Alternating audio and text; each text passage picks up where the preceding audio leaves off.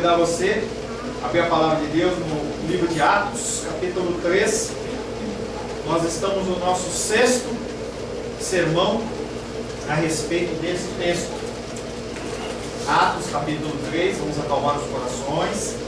Atos, capítulo 3, nós vamos ler dos versos 1 até o 26. Até lá você já decorou, hein?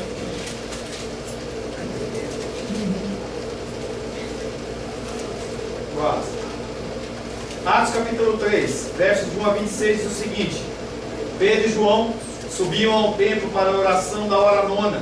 Era levado um homem coxo de nascença, o qual punham diariamente à porta do templo, chamada Formosa, para pedir esmola aos que entravam.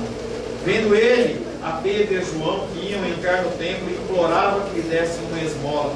Pedro, fitando-o juntamente com João, disse: Olha para nós. Ele os olhava atentamente, esperando receber alguma coisa. Pedro, porém, lhe disse: Não possuo nem prata nem ouro, mas o que eu tenho, isso te dou. Em nome de Jesus Cristo Nazareno, anda. E tomando-o pela mão direita, o levantou imediatamente. Os seus pés e tornozelos se firmaram. De um salto se pôs em pé, passou a andar e entrou com eles no templo, louvando, saltando e louvando a Deus. Viu-o todo o povo a andar e a louvar a Deus, e reconheceram ser ele o mesmo que esmolava, assentado à porta formosa do templo, e se encheram de admiração e assombro por isso que lhe acontecera. Apegando-se ele a Pedro e a João, e todo o povo correu atônito para junto deles no pórtico chamado de Salomão. À vista disso, Pedro se dirigiu ao povo, dizendo: Israelitas, por que vos maravilhais disto, ou por que fitais os olhos em nós, como se pelo nosso próprio poder ou piedade o tivéssemos feito andar? O Deus de Abraão, de Isaque e de Jacó, o Deus de nossos pais, glorificou o seu servo Jesus, a quem vós traístes e negastes perante Pilatos, quando este havia decidido soltá-lo. Vós, porém, negastes o santo, o justo, e pediste que vos concedessem um homicida. Dessarte, matastes o autor da vida, a quem Deus ressuscitou dentre os mortos, do que nós somos testemunhas. Pela fé em o nome de Jesus, é que esse mesmo nome fortaleceu este homem, que agora vedes e reconheceis. Sim, a fé que vem por meio de Jesus, deu a este saúde perfeita na presença de todos vós. E agora, irmãos, eu sei que o fizestes por ignorância, como também as vossas autoridades. Mas Deus assim cumpriu o que dantes anunciara por boca de todos os profetas, que o seu Cristo havia de padecer. Arrependei-vos, pois, e convertei-vos, para serem cancelados os vossos pecados, a fim de que, da presença do Senhor, venha um tempo de refrigério, e que envie Ele o Cristo, que já vos foi designado, Jesus, ao qual é necessário que o céu receba até os tempos da restauração de todas as coisas, de que Deus falou por boca dos seus santos profetas, desde a antiguidade. Disse na verdade Moisés: O Senhor Deus vos suscitará dentre vossos irmãos um profeta semelhante a mim, a ele ouvireis em tudo quanto vos disser. Acontecerá que toda alma que não ouvir esse profeta será exterminada no meio do povo.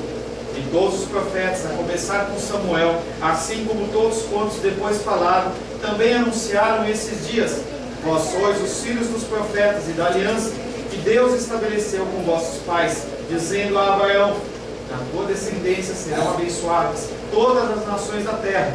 Tendo Deus ressuscitado o seu servo, enviou-os primeiramente a vós outros, para vos abençoar, no sentido de que cada um se aparte das suas perversidades. Palavra do Senhor, amém? Senhor, em nome de Jesus, mais uma vez nós lemos o teu texto. E essa tua palavra, Pai querido, que nós vimos lendo, Pai querido, há 6 domingos. E a tua palavra, Pai querido, ela é viva, a tua palavra é eficaz, a tua palavra, Pai querido, ela se renova a cada manhã. A cada vez que a lemos, Pai querido, podemos extrair conhecimento, extrair, Pai querido, fundamentos para que nós possamos nos amoldar ao Senhor. Peço ao Senhor, Pai, em nome de Jesus, a capacitação do Teu Espírito Santo. Que o Senhor venha, Pai querido, através da minha vida, dar um recado santo ao coração dos meus irmãos e das minhas irmãs, e trazer um entendimento que provenha, Pai querido, mudança e transformação, segundo a Tua vontade, em nome de Jesus. Amém. Lendo Atos 3,17, que diz: Entretanto, irmãos, sei que agistes por ignorância, da mesma forma como vossos chefes. Semana passada eu encerrei a palavra com esse versículo e eu fui questionado em relação ao pecado por ignorância. Me questionaram, você não foi muito claro em relação a isso, então eu quero dar uma breve pincelada nesse pecado por ignorância, que está registrado em Levítico, capítulo 4, versos de 1 em diante. Abra a palavra de Deus em Levítico. Levítico, capítulo 4, versos 1 em diante. Alguns versículos. Levítico, capítulo 4, verso 1 em diante. Disse mais o Senhor a Moisés: fala aos filhos de Israel, dizendo: quando alguém pecar por ignorância qualquer, por ignorância contra qualquer dos mandamentos do Senhor, por fazer contra algum deles o que não se deve fazer, se o sacerdote ungido pecar para escândalo do povo, oferecerá pelo seu pecado um novilho sem defeito ao Senhor como oferta do pecado. Esse texto do verso 4, do capítulo 1, até o verso 35, que é o fim, ele vem falando sobre o pecado da ignorância, que é um pecado que reflete aquilo que você faz contra a palavra sem a conhecer. E é explicado nesse texto 4 tipos não de pecado, mas de pessoas que podem cometer. Esse texto separa em 3 grupos. Separa primeiramente os sacerdotes, que eles podem errar e pecar, o povo e também as lideranças. Todos eles quando cometem um erro por ignorância, por não conhecer a lei, eles têm que, no caso do Antigo Testamento, eles tinham que matar o bichinho para que aquele pecado deles fosse expiado, fosse cancelado perante o Senhor. Então, há esse pecado de ignorância, que é diferente do pecado que é chamado pecado por atrevimento, que é um pecado em que você, mesmo sabendo que a lei do Senhor condena aquele pecado, você assim o comete. É só uma breve explicação, porque no versículo 17 que nós lemos, ele fala: entretanto, irmãos, sei que agistes por ignorância, assim como também os vossos chefes ou as vossas autoridades. E embora eles não soubessem o que estavam fazendo, Deus sabia que eles estavam cometendo aquele pecado. O que aconteceu com Jesus foi o cumprimento da profecia. Ainda há pessoas que acham que Deus é pego de surpresa. Deus, ele tem sempre um plano B, ele sempre vai corrigindo os erros da humanidade, e quando as pessoas veem em especial tragédias, as pessoas veem coisas que são abominações, elas agem e entendem como se Deus não estivesse naquele lugar, como se Deus não estivesse olhando, como um grande malabarista que estivesse jogando aquelas bolinhas para cima e deixasse cair uma delas no chão. Isso não acontece com o nosso Deus. Tudo o que acontece na minha vida, na sua vida, que acontece no mundo, é debaixo da vontade diretiva do Senhor ou a vontade permissiva do Senhor. O Senhor ou assim determina ou assim o Senhor permite. Mas a morte de Cristo foi uma coisa como essa. Ela foi uma morte, foi uma vontade diretiva do Senhor. A gente já leu esse texto várias vezes, Isaías 53, em que o Senhor diz que agradou-se a ele moer ao Senhor. Através do sacrifício do Senhor, os nossos pecados, as nossas iniquidades, os nossos sofrimentos, a maldição que era sobre a nossa vida é levada sobre o Senhor. Aquelas pessoas que entregaram o Senhor para Pilatos, aquelas pessoas que não permitiram que Pilatos assim liberasse o Senhor, aquelas pessoas que escolheram Barrabás em troca do Senhor, estava tudo debaixo da vontade do Senhor. Quer dizer que porque está debaixo da vontade do Senhor, eles não têm nenhum pecado. Não, é o contrário. A pessoa tem que se redimir e ela tem que se arrepender, sim. E um dos temas da nossa palavra de hoje é soberania e o outro é arrependimento. Entretanto, nem a ignorância, nem a predição de Deus, nem o Deus saber havia por trazer a justificativa por aqueles homens terem pecado. O apóstolo Pedro expõe para aqueles homens que eles haviam pecado e eles mataram o autor da vida. Eles mataram aquele que era o Criador, a fonte de todas as coisas. O Senhor sabia daquilo. O propósito de dizer isso não era desculpá-los do pecado.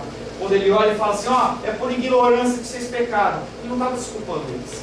Ele estava mostrando que havia necessidade, sim, de eles se arrependerem. No Antigo Testamento, morte de animais. No Novo Testamento, o sacrifício do Senhor, o sacrifício do Cordeiro. Você tem um aval para viver como você quiser, já que o Senhor sabe de todas as coisas? Você pode viver como você quiser, porque o Senhor assim o determinou ou assim o permitiu? A resposta é não. Como os judeus que entregaram o Senhor, como os judeus que pecaram, nós também temos a condenação e nós temos que nos arrepender. Verso 18. Deus, porém, anunciara de antemão pela boca de todos os profetas que o seu Messias sofreria, e foi isso que aconteceu, foi isso que se cumpriu. Em Atos 3,19 diz: arrependei-vos, pois. O comando do apóstolo Pedro para aquele povo é: arrependei-vos, pois, e convertei-vos, a fim de que sejam apagados os vossos pecados. Primeira coisa, arrependimento. O arrependimento, ele é necessário. Sem o arrependimento você não entra no reino do Senhor. O arrependimento, você está fazendo uma coisa errada e você para. Você se converter é você se mudar, mas o arrependimento é você parar. Naquela hora você medita, você para, você pensa e você fala: pisei na bola, como eu fiz de manhã. Você para, medita, pensa e fala: eu agi errado. Você se conscientiza do teu erro, você se conscientiza do seu pecado, o que é muito diferente do remorso, que é aquele mal-estar, aquela angústia que fica no teu coração, porque alguém vai descobrir, vai te gerar algum prejuízo, vai te gerar algum ônus, então você se sente mal, e foi o que aconteceu com Judas. Judas, quando ele cai a ficha sobre a vida dele, do que ele tinha feito, ele não se arrependeu, ele teve remorso. O que as pessoas vão pensar de mim? O que vai acontecer comigo? O que vai ser de mim perante as pessoas que andavam conosco? Como que eles vão lidar comigo? E naquele momento ele tira a sua vida. Um ato covarde, porque não quis se arrepender. É um ato extremo. O arrependimento é necessário? Já não foi feito o estrago? Já não aconteceu o problema? Você não já magoou a pessoa? E aí eu quero que você imagine você com um travesseiro de pena de ganso. Coloque debaixo do braço. Pega o seu carro, vai lá até a Torre de Brasília. Sobe até lá em cima, na Torre de Brasília. Rasga aquele travesseiro e espalha aquelas penas. Depois que você acabar de espalhar todas, você se arrepende. E você vai atrás daquelas penas. Você vai conseguir recolher todas? Não. Mas o ato de você ir recolher essas penas, ele é necessário. O Senhor Deus, Ele sabe que nós erramos, sabe que nós pecamos, sabe que nós não temos condição nenhuma de corrigir os nossos erros, os nossos fatos, mas mesmo assim Ele espera que nós o façamos.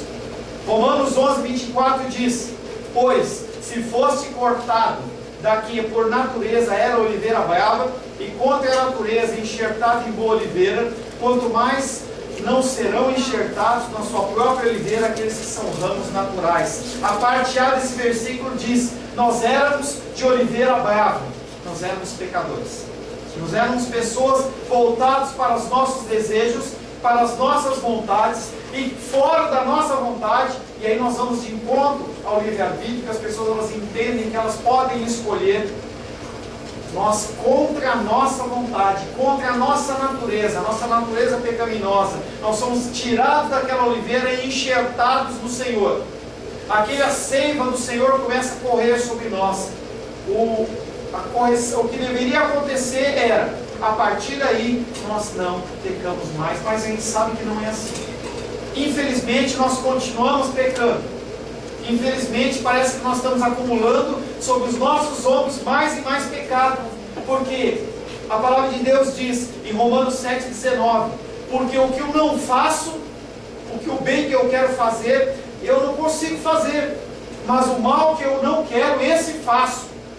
Então você ouve a palavra revela através do Espírito Santo o pecado que eu e você estamos cometendo, e mesmo assim a gente não consegue se posicionar. Nós somos pecadores costumados. Nós continuamos ligados a videira verdadeira, mas nós damos frutos amargos. Da nossa boca são procedidas palavras de bênção e palavras de maldição. Nós dizemos que nós amamos a Deus, a quem nós não vemos, e as pessoas que nós vemos, os nossos irmãos, nós não amamos, nós não ajudamos. Nós somos controversos. Parece que nós agimos de propósito, e é assim mesmo. Como que eu vou proceder, pastor? E essa é a pergunta que tinha no coração desses judeus. O que nós fazemos com os nossos pecados? Eu vou continuar indo para Deus? Eu vou continuar pedindo perdão para Deus? Eu vou continuar me expondo ao santo, dizendo perdão, Senhor, sendo que eu vou pecar daqui a pouco de novo, no mesmo pecado? Será que não é hipocrisia? Será que você não está agindo de má fé? Será que você não está achando que esse Deus, Ele é um Deus, que Ele é um doador de perdão? Não. Você está sendo bíblico. O Senhor, Ele sabe que você não tem condições. Ele sabe que você é pecador. Ele sabe que se você for entregue aos seus próprios desejos, às suas próprias vontades, você vai olhar apenas para o seu umbigo, da qual eu não me diferencio de vocês. Nós só olhamos para os nossos desejos. É a minha vida, é o meu trabalho, é a minha casa, é a minha família, são os meus filhos, as minhas filhas, as minhas posses. O Senhor sabe disso. Ele sabe disso. Ele aguarda e Ele espera apenas que você vá com o seu pecado perante a cruz mais uma vez. Não há solução, não há remédio, não há nada a ser feito a não ser irmos para a cruz, levarmos os nossos pecados dia após dia. Por isso que nós temos que ter o nosso tempo de devocional com o Senhor, para que nós possamos fazer como, entre aspas, uma limpeza da nossa vida. Porque eu quero dizer para você, se você não se arrepender nessa vida, você vai ser cobrado na outra. Eu não estou falando em reencarnação. Antes fosse uma reencarnação em que você tivesse uma segunda chance, você tivesse uma nova opção, em que você pudesse olhar para a sua vida e falar, não, eu estou nessa situação porque eu fiz tal e tal coisa. Você não tem mais chance. E o Senhor, Ele faz isso porque nós dependemos dEle. João 15,5 diz, eu sou a videira verdadeira, vós os ramos. Quem permanece em mim e eu nele, esse dá muito fruto, porque sem mim nada podeis fazer. Não tem consagração, não tem oração, não tem jejum que você possa fazer que vai eliminar os seus pecados. A palavra de Deus em 1 João 2,1 diz, filhinhos meus, estas coisas vos escrevo para que não pequeis. Se todavia alguém pecar, e ele sabia que a gente ia pecar, nós temos um advogado junto ao Pai, Jesus Cristo, o justo. É Ele que é o caminho, Ele que é para quem nós temos que ir. Você está murmurando, você está passando dificuldades, mas você está murmurando, entra na presença do Senhor e pede perdão, porque o Senhor, Ele tem sido bom. Como cristão, nós temos que ter frutos de arrependimento. Você tem que ter o tempo inteiro vivendo em pedindo perdão ao Senhor e se arrependendo. Lucas 13,3 disse, porém não vos arrependeres, Mateus 3,8, produzi, pois, frutos dignos de arrependimento. É esperado que eu e você pequemos, mas também é esperado que nós nos arrependamos. Todo o tempo todo, todos os momentos, a toda hora. Não é para deixar depois. Um exemplo, não deixe passar a sua ira, é um tipo de pecado. Está falando no pecado ali conjugal. Você discutiu com a tua esposa, discutiu com o teu marido, discutiu com o teu filho, não deixa passar para outro dia. Pede perdão, se arrepende, conserta na hora, não é para deixar passar. E se você não se arrepender? E se você decidir ficar quietinho? E se você decidir que ninguém vai perceber o que você fez? Eu poderia ter ficado quieto, porque eu falei hoje de manhã. Talvez vocês se relevassem, talvez vocês passassem por cima, por amor ou carinho pela minha vida, mas eu não posso deixar um pecado passar. E se você não deixa, se você deixa passar esse pecado, Lucas 13,3 diz, se porém não vos arrependerdes, todos igualmente perecereis. Está falando de morte física? Pode ser. Porque se você não libera perdão, se você não perdoa, o teu coração começa a ficar cheio de amargura, começa a ficar cheio de ansiedade, começa a ficar cheia de coisa pecaminosa, aquela amargura de fel, e você pode ter câncer. Não estou dizendo que todos os cânceres são a respeito disso, mas dá câncer, dá problema nos ossos, dá problema de gás gástrico, você tem úlcera, tem gastrite, problemas que são liberados porque você não se arrepende ou você não corrige a situação que você está vivendo. Mas é a morte espiritual, porque se você levar isso para a eternidade, no dia do julgamento, você vai ser encontrado como uma pessoa que não se arrependeu. E conforme Lucas 13, vocês todos irão morrer, nós todos seremos morrer. Independente da obra que você fez, independente de quantas vezes a Bíblia você leu, independente de quantas vezes você cantou, ou do ministério que você foi, você vai ser encontrado entre aqueles que merecem a morte eterna. E quando será essa morte? Atos 17, 30 e 31 diz: ora, não levou Deus em conta os tempos da ignorância, agora porém notifica aos homens que todos, em toda parte, se arrependam, porquanto estabeleceu um dia em que há de julgar o mundo com justiça, por meio de um varão, Jesus, que destinou e acreditou diante de todos, ressuscitando dentre os mortos. Haverá um dia em que eu e você estaremos perante o Senhor para o julgamento. Aleluia. Não é um dia muito agradável. Eu não sei se você vai estar com certeza da sua salvação lá, não sei como vai ser. Eu sei que você vai estar perante Deus, com Jesus como advogado. E se o Senhor olhar para você e falar: eu não conheço esse homem, já era. Já era. Não tem justificativa, não tem apelação, não tem nada que você possa fazer naquele dia, naquele momento. Uma pergunta que eles fazem, uma pergunta que é feita a nós: o que faremos acerca do nosso pecado? Uma resposta: arrependam-se e convertam-se a Deus. Você vai andando, você para, muda o rumo da tua vida, muda o rumo da tua conversa, muda o rumo da tua ação. Nós temos que agir desta maneira, nós temos que ter uma mudança de comportamento, não pelas nossas forças, mas pela força do Senhor. Embora Ele não diga, há uma grande lousa, um monte de pecado, ou um arquivo. Você pode pensar da maneira que você quiser. Eu prefiro pensar num arquivo porque a quantidade de pecado nossa é muito grande. Uma lousa é limitada.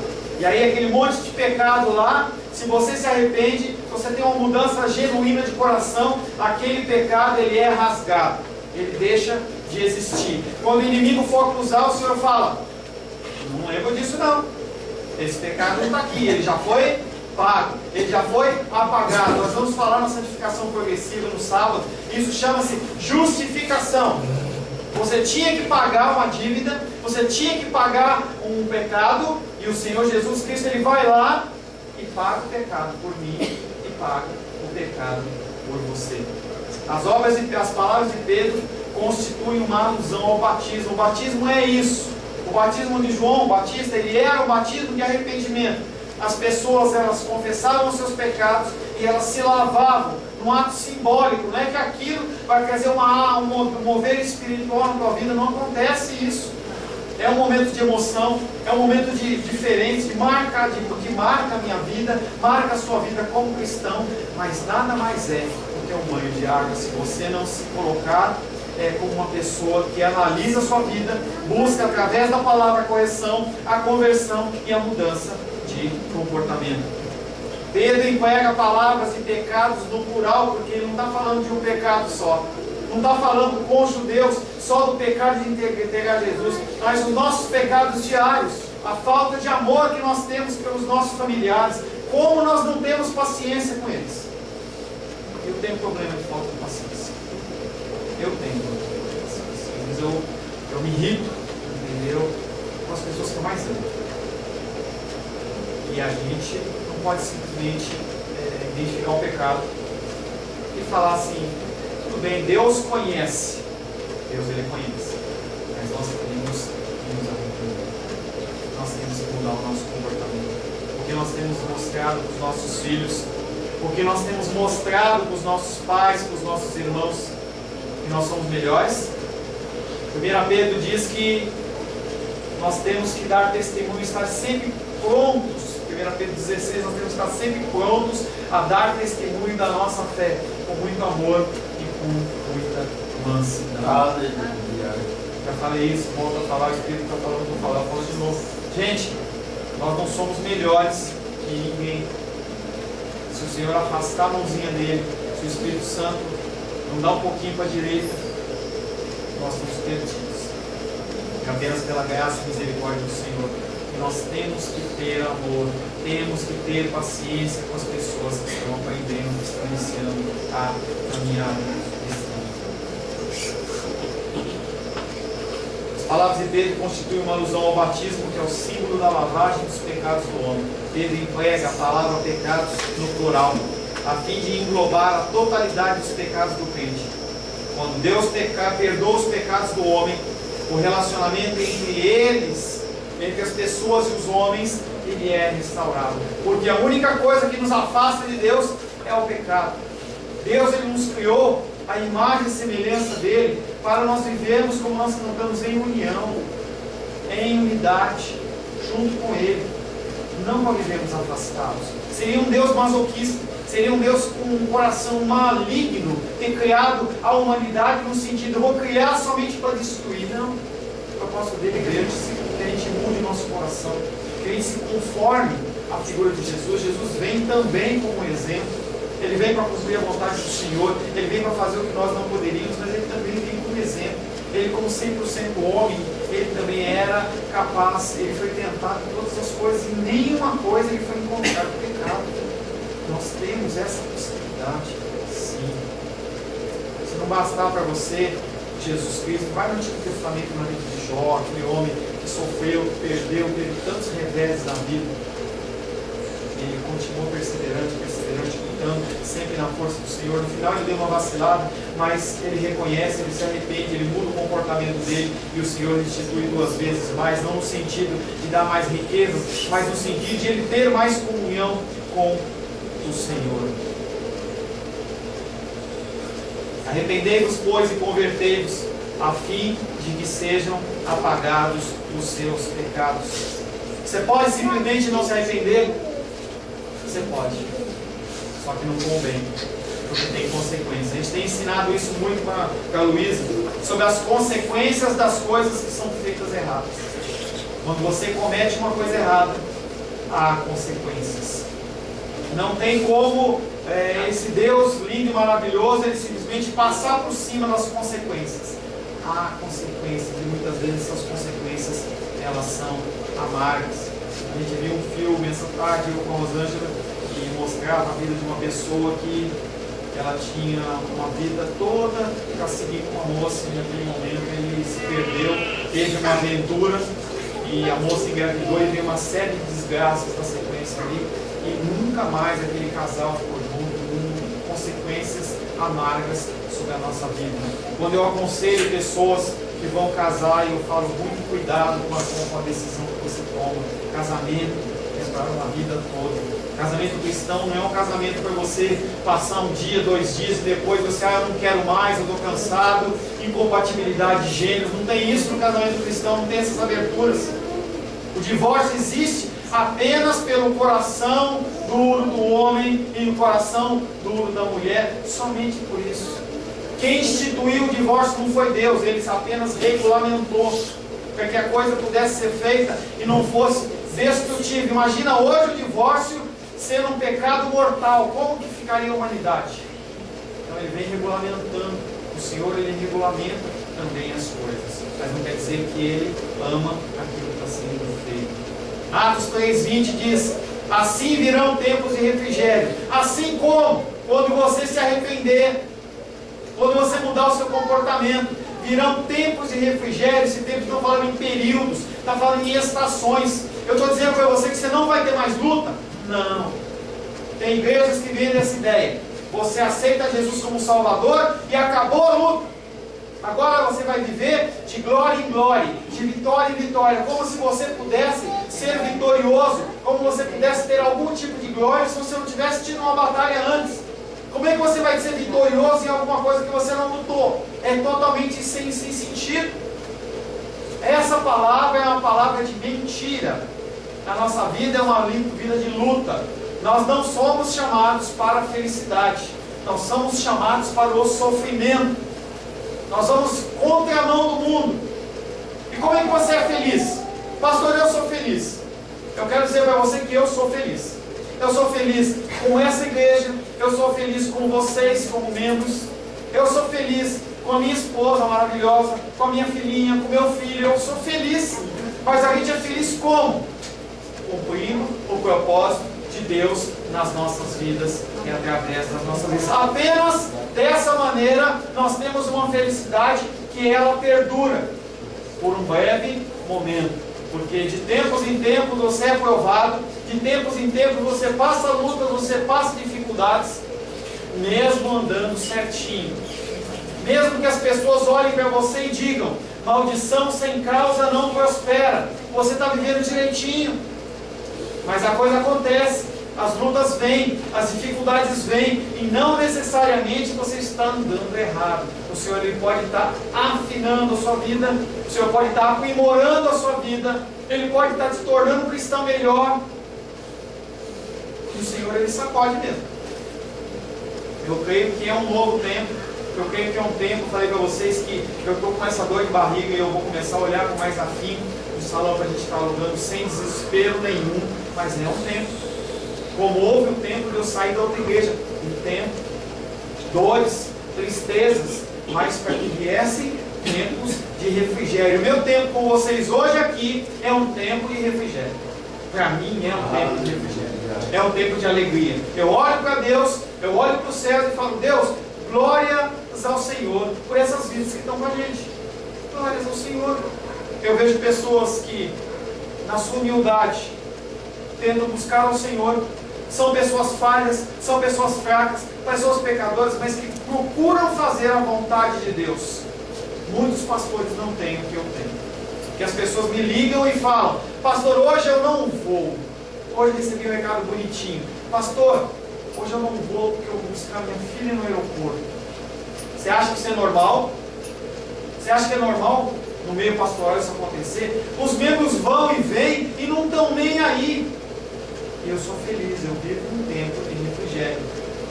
Glórias a Deus por isso. Aleluia. Pedro diz: tempos de refrigério possam vir do Senhor. Quando você se arrepende, quando você entende que você não é nada, que você depende do Senhor, os tempos de refrigério vêm. Uma hora vem tempos de refrigério. O que Pedro quer dizer com isso? Essa palavra refrigério, ela não aparece muitas vezes na Bíblia, ela aparece 2 vezes. Uma no Antigo Testamento, em Isaías 28:12, e outra vez em Atos 3:19, que é esse texto que nós lemos, não aparece mais. Os tempos de refrigério podem ser 2 coisas. Primeiro, como ele estava pregando para gentios, para gentios não, para os judeus naquele momento, ele estava falando sobre a restauração, que os povos, as pessoas estavam aguardando o retorno do Messias, e ele estava falando sobre restauração. Tempos de refrigério no sentido de restauração. Mesmo que o Messias já tinha ido embora, ele já tinha sido morto e ressuscitado, eles tinham uma segunda oportunidade. Os tempos de refrigério eles estão ligados também nesse momento, em relação a eles, em relação à minha vida e à sua vida, em relação ao arrependimento e à conversão a Deus. Ela se refere aos tempos de um futuro imediato. Não estamos falando daqui a 1000 anos, não estamos falando a coisas que vão acontecer, estamos falando agora. Tempo imediato. Você se arrepende e o Senhor ele vai preparando tempos de refrigério na sua vida.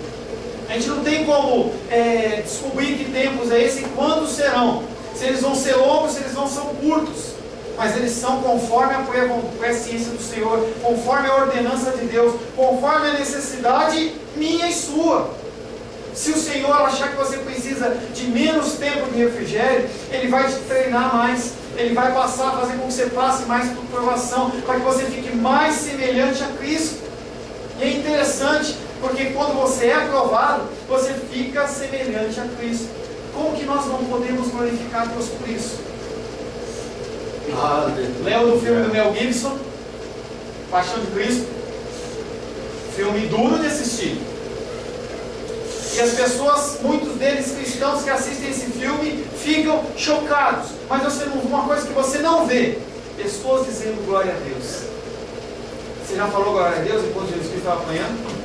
Mas não é um cumprimento da vontade do Senhor? É momento de glorificação. E eu não sei se a gente tem um sentimento de, poxa, esse meu Deus está tão fraquinho, ou um sentimento de pena, mas ali está acontecendo a manifestação da glória do Senhor. Manifestação da glória do Senhor, o cristão tem que dar glória a Deus. E por que a gente não dá glória a Deus? Porque nós não entendemos o sofrimento como uma coisa agradável a Deus. Você passa por luta, passa por dificuldade, e você fica no teu cantinho lá, e você fala assim, Deus não está me vendo, mas Ele está te vendo. Porque Ele te ama, Ele permite a luta, mas Ele não te abandona. Ele está do seu lado.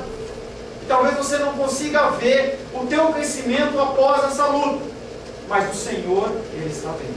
O Senhor sabe que aquela luta que você está sendo submetido vai te trazer uma coisa que não pode ser comprada com ouro, não pode ser comprada com prata, não é perecível. Quando vier o fogo não vai ser perecível, mas é algo que você vai apresentar ao Senhor como incenso agradável. Fora isso, as pessoas que estão à sua volta vão falar como que você está passando essa luta, como que você está passando essa dificuldade, e você consegue glorificar Deus. Aberta a oportunidade para você falar do amor do Senhor. Glória a Deus. Agora você vive murmurando. Como é que você está? Só na misericórdia do Senhor. Nós vivemos na misericórdia do Senhor o tempo todo. Mas dependendo da entonação que você dá, parece que você está falando assim, olha, eu estou passando uma luta e esse Deus parece que não está vendo o que eu estou passando. Parece que ele esqueceu o bolo no forno, que o bolo vai queimar. Sabe quando você faz tostex, que você esquece virado e queima mais e você tem que ir lá com a faquinha? Parece que você está falando, Deus, já passou o tempo. Já passou o tempo da minha luta, já passou o tempo da dificuldade. Você não está vendo, Deus? O que as pessoas de fora leem no teu testemunho é isso. É lógico que você não tem como glorificar Deus muitas vezes em momentos de muita dor, em momentos de muita dificuldade. Eu acompanho a titia, vejo os momentos de dor, e o Senhor tem dado para ela nesses momentos tempo de refrigério. Eu ligo para ela hoje e falo assim, titia, como que está a colite? Não tem nada. Como é que está a dor? Não tem nada. Tempos de refrigério. Vão ser para sempre? Não sei. De tempos em tempos a coisa volta. Na vida dela, na minha vida, na sua vida. Tempos de refrigério. Porque se não fosse assim, nós não suportaríamos. E aí na sequência do texto fala assim, virão tempos de refrigério concedidos pelo Senhor. Então Ele enviará o Cristo que vos foi destinado, Jesus. Deus envia Cristo em resposta ao arrependimento e à conversão do homem. Quando o Senhor olhar para a humanidade, quando o Senhor assim o desejar, Ele vai falar assim, hora de você voltar, Jesus. Hora de você buscar a sua igreja. Hora de você buscar a sua noiva. Está na hora. Não tem ninguém que sabe esse tempo a não ser o próprio Deus. Na verdade, Cristo veio para o seu povo, o povo judeu, e Ele os rejeitou. E agora é dado para esses judeus uma nova oportunidade.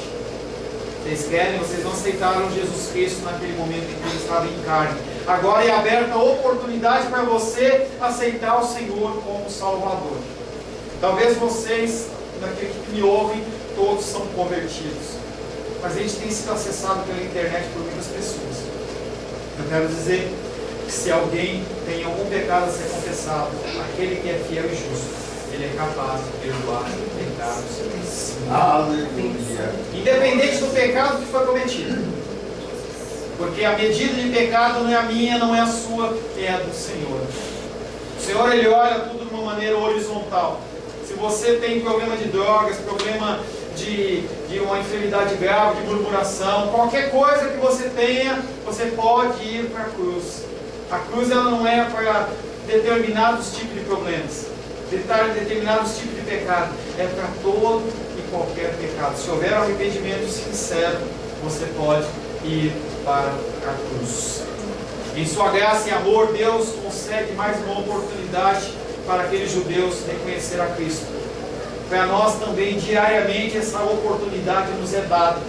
Quando você comete um erro, você comete um pecado, te é dada a oportunidade de você se arrepender. Tempos de refrigério quer dizer tempo de fim de dificuldades? Não. Não entre nessa. Não entre nessa. Você vai passar por mais lutas. Se você não está passando lutas, uma coisa que você pode ter certeza é que daqui a pouquinho a dificuldade bate na sua porta. Pastor, está amarrado. Você pode amarrar à vontade, porque se for vontade de Deus, a tua amarração não resolve nada. As lutas e dificuldades, elas vêm. Estejamos todos preparados. Efésios diz: havendo feito tudo, se prepara, fica pronto, se reveste de toda a armadura espiritual, porque quando chegar a luta, quando chegar a enfermidade, quando chegar o óbito, falar de morte é coisa negativa, falar de óbito é coisa que não é de Deus. Não, a morte é de Deus. Quando chegar esse momento, você tem que estar preparado para dar um testemunho cristão. Tem direito a chorar, não deixe roubar isso de vocês, mas você tem que dar um testemunho cristão. Atos 3:21. A quem o céu deve acolher até os tempos da restauração de todas as coisas, que Deus anunciou desde os tempos antigos por meio dos seus santos profetas. Nós vamos falar bastante sobre santos. A gente tem um ranço na Igreja Católica. Quando fala em santo, você já treme. Santo, nós vamos estar falando mais especificamente no sábado que vem. Santo quer dizer separado.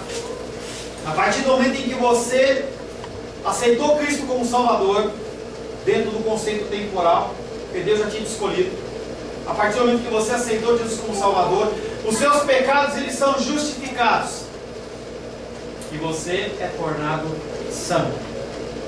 Você é tornado como um separado.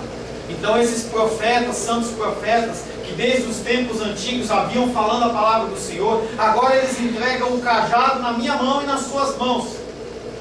Não vai aparecer Samuel no meio dos mortos para falar, não vai vir anjos para pregar. A pregação tem que ser vinda através da minha vida e através da sua vida. A quem o céu deve acolher. Em seu discurso no final dos tempos, Jesus disse aos discípulos que ninguém, a não ser o Pai, sabia desse tempo. Mateus 24:36. Logo, Deus o Pai determina quando Jesus voltará para restaurar todas as coisas. A natureza clama pela volta do Senhor e a restauração de todas as coisas. Os bichinhos clamam pela restauração de todas as coisas quando o Senhor assim o vier. E ele não voltará até que, conforme Mateus 24:14, e será pregado esse evangelho do reino por todo o mundo, para testemunho a todas as nações, então virá o fim. Quando o evangelho for pregado para todas as nações, não acha que é porque todo mundo tem que ouvir o evangelho. Está falando em etnias, em grupos, em países, em nações, em grupos étnicos, índios. As pessoas têm que ouvir o evangelho. Não vão ser todas as pessoas que vão ouvir, porque toda hora nasce alguém. Como é que vai fazer isso? Vai parecer que nunca vai acontecer. Alguns acham que Deus vai agir de uma hora para outra, de uma maneira sobrenatural, e Deus vai entrar na internet, vai entrar nos canais de televisão, na hora que a pessoa está vendo Fantástico, na hora que a pessoa está vendo o Jornal Nacional, e aparece a figura de Cristo ali, e ele prega para que todo mundo se veja. Ou então Jesus Cristo ele vai aparecer nos céus. Não é isso. A pregação é feita através da minha vida, através da sua vida, corpo a corpo, através da internet, através de um folhetim. Você tem comprado folhetinho para entregar? Isso é uma coisa interessante. Eu lá em São Paulo, eu quero voltar a essa prática. Lá em São Paulo eu comprava semanalmente 200 folhetinhos. Você gasta 5 reais, 10 reais, não mais que isso. Ia lá na minha casa, carimbaram atrás o endereço da igreja, não no sentido de levar as pessoas para a igreja, porque isso não é evangelismo, e sim no sentido de você dar uma referência. Se você está congregando em um lugar quer dizer que é uma referência do lugar onde você está ouvindo a palavra. Então você tem que mostrar para a pessoa, não é para ir para qualquer lugar. Se a pessoa está longe da sua igreja, fala, olha, vai em tal igreja, vai numa presbiteriana, vai numa batista, vai num lugar em que a palavra verdadeiramente é pregada, oriente as pessoas. Oriente. E aí eu ia lá para a estação de trem, 9 horas da manhã, a Rosângela lembra disso, e eu ficava entregando um folhetinho. Deus te abençoe, Deus te abençoe, Jesus te ama, Deus te abençoe. Parece que não tem efeito nenhum, mas tem. Tem 1, 2, muitos testemunhos para contar através de folhetins que foram entregues. Glória a Deus. Quero desafiar você a andar na sua bolsa, andar na sua carteira, dentro da sua Bíblia, meia dúzia de folhetinhos. Entregue durante a semana. Você vai cortar o cabelo? Posso colocar esses folhetinhos aqui? Você vai no mercado? Posso deixar esses folhetinhos aqui? Pode ser que para você não faça diferença nenhuma, mas pode ser que aquela pessoa, através daquele folheto, ela seja alcançada. Ela seja alcançada. Mateus 24:14, será pregado esse evangelho do reino por todo o mundo, para testemunho a todas as nações, e então virá o fim. Nós não podemos apressar a volta de Jesus. Você pode comprar 1 milhão de folhetos, evangelizar todo mundo, você não vai apressar a volta de Jesus, porque é segundo a vontade do Pai, mas você vai estar concluindo o propósito dele para a sua vida. Parte B desse versículo que nós lemos de Atos 3:21. A quem no céu deve acolher até os tempos da restauração de todas as coisas, que Deus anunciou desde os tempos antigos por meio dos seus santos profetas. O que Pedro quer dizer com essas palavras? No contexto da passagem, ele se dirige ao povo judeu que aguarda a restauração do império judaico, daquele governo, entendeu, que vinha através de Davi, vinha através de Salomão. Mas segundo Paulo, a restauração ela só será completa, conforme a 1 Coríntios 15:24. Então virá o fim, quando ele entregar ao reino, ao Deus e Pai, quando houver destruído todo o principado, bem como toda a potestade e todo o poder. E Deus anunciou desde os tempos antigos por meio dos santos profetas. Pedro chama os profetas de santos para que transmitam a revelação divina. Deus faz promessas através desses profetas. E nós, como instrumentos do Senhor, nós temos que fazer isso também. Nós temos que falar do amor do Senhor. Quem participará da restauração de todas as coisas? Todos? Sim ou não? Sim, todos. Uns para condenação no lago de fogo e enxofre, e outros ao lado do Senhor. Aleluia. Soberania de Deus. Deus, Ele pode todas as coisas, Ele sabe de todas as coisas, Ele entende todas as coisas, Ele governa todas as coisas, Ele é soberano. Ele sabe que nós somos pecadores. Eu e você somos pecadores.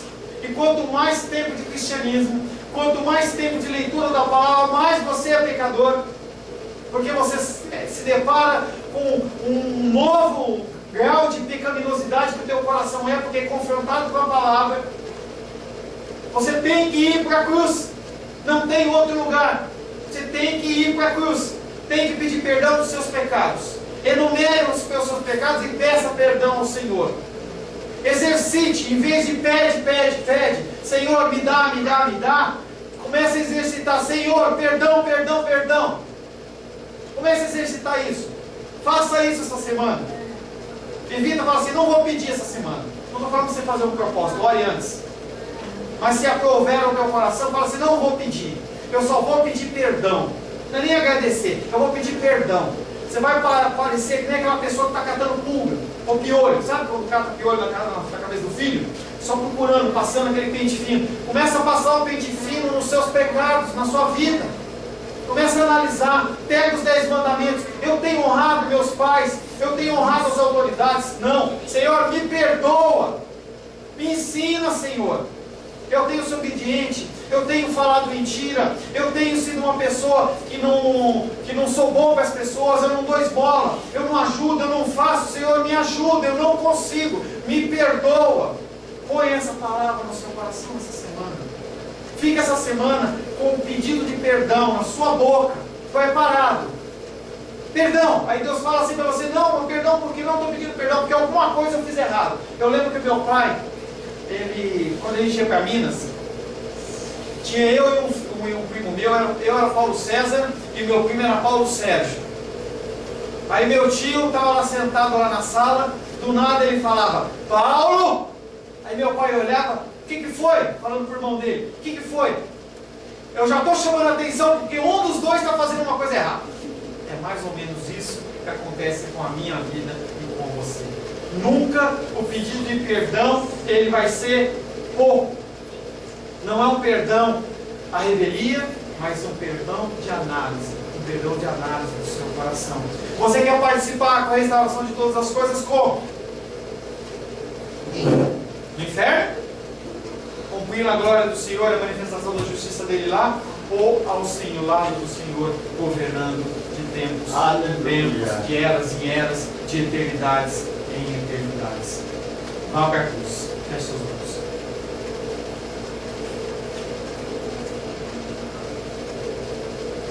Senhor Deus, queremos louvar, adorar, bendizer, glorificar, exaltar, engrandecer o teu santo nome. Não há Deus como o Senhor. Tu és lindo, tu és maravilhoso, tu és santo, tu és poderoso, tu és majestoso, tu és glorioso, tu és o eterno, tu és o Rei dos reis, o Senhor dos senhores. Tu és aquele que reina e aquele que é para sempre. E nós nos colocamos como igreja cristã, semente de vida, como pecadores que precisam do Senhor.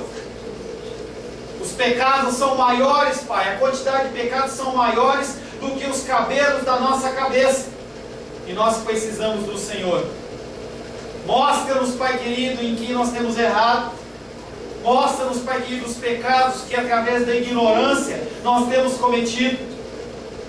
Que nós possamos, Pai querido, ir em direção à cruz, onde todo pecado é perdoado, onde os pecados eles são perdoados, onde as vestes são lavadas com o sangue carmesim, lavadas ao ponto delas ficarem alvas como a neve. Nós queremos vestes brancas, Pai. Nós queremos ser encontrados como servos bons e fiéis. Mas isso não acontecerá se o Teu Espírito Santo não nos trouxer, Pai, não nos trouxer o convencimento do juízo e do pecado. Se não for o Teu Espírito Santo, nós continuaremos andando nas trevas, achando que andamos na luz, Pai. Porque nós somos bons pais, porque nós não mentimos, porque nós não roubamos, nós não matamos, nós não usamos drogas, nós não somos viciados, mas perante o Senhor nós somos iguais a todos, Deus. Revela os nossos pecados, revela os nossos erros, nos constrange a um arrependimento sincero, que nós possamos mudar as nossas orações, em vez de pede, para perdão, Senhor. Que nós possamos ser encontrados, Pai, naquele dia, no dia da restauração de todas as coisas, como aqueles que vão andar contigo na eternidade, não no juízo, mas na glória e na honra do Teu santo nome, Pai. Em nome de Jesus, Pai, nós te louvamos. Amém.